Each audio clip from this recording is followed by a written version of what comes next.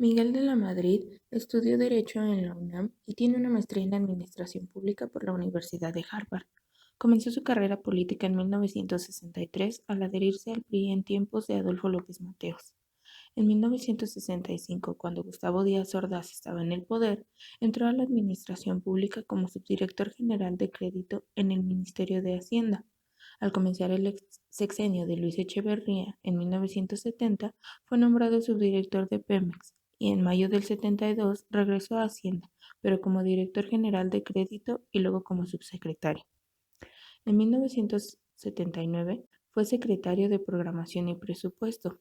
Fue en ese tiempo cuando impulsó el Plan Global de Desarrollo, dado a conocer en abril de 1980 y cuya meta tangible era obtener una tasa de crecimiento anual del 8% hasta el fin del sexenio.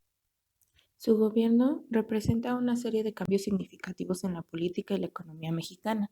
De la Madrid no solo fue el primer presidente que no pasó por la oficina de Bucareli antes de recibir el dedazo tradicional de la época priista, sino que también rompió de otras formas el perfil, el clásico presidente priista, siendo el primero de corte tecnocrático preparado en el extranjero, una preparación técnica en administración pública y previamente no tuvo un cargo de elección popular. Y finalmente, el 4 de julio de 1982, venció como candidato presidencial. Económicos, el salario perdió hasta el 40% su poder de compra, agudizando la brecha entre ricos y pobres. En 1986, México ingresa en el Acuerdo de Aranceles y Comercio y pronto se convirtió en una de las economías más abiertas del mundo a la competencia extranjera, lo que de hecho provocó la quiebra de muchas empresas y desempleo, aunque también aumentó la inversión extranjera directa. Inició la apertura económica y descentralización de empresas estatales. Durante su administración, el número de paraestatales se redujo de 1.155 a 413. Se alcanzó el 3.100% de devaluación del peso. También aplicó un plan de austeridad en el gasto, reduciendo el aparato burocrático y las empresas paraestatales con la finalidad de aligerar los gastos. En aspectos públicos y sociales, se inició la restauración de cuerpos policíacos nacionales, así como se apoyó un programa mercantil para la creación de empleos en todo el país.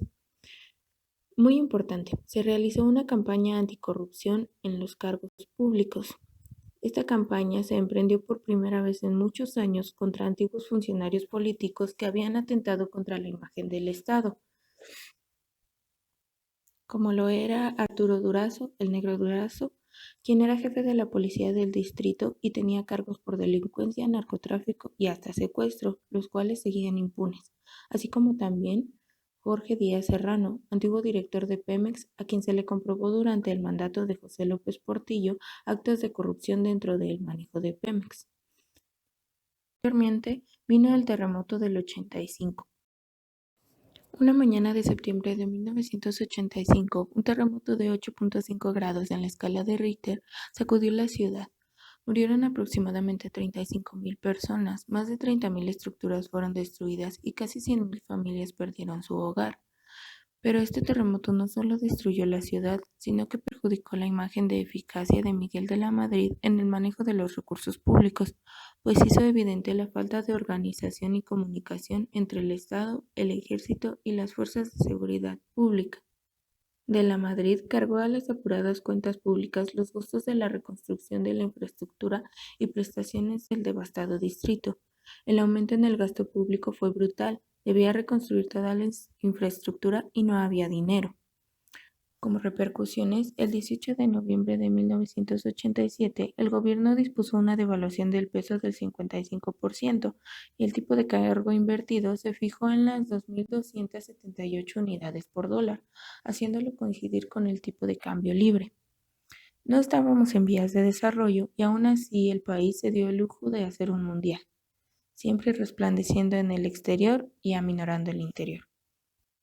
El 15 de diciembre de ese año, De la Madrid suscribió un pacto de solidaridad económica, el cual consistía en que los principales inversores, tanto del sistema financiero como del sistema económico, regularan los precios para que no se volvieran precios que nadie pudiera costear y que la economía mexicana tuviera una estabilidad. pero el verdadero interés por estabilizar la economía del país estaba en que se venían las elecciones de 1988. Salinas de Gortari por primera vez no estaba seguro de que el PRI ganara las elecciones, pues su principal contendiente era Cuauhtémoc Cárdenas, hijo de Lázaro Cárdenas.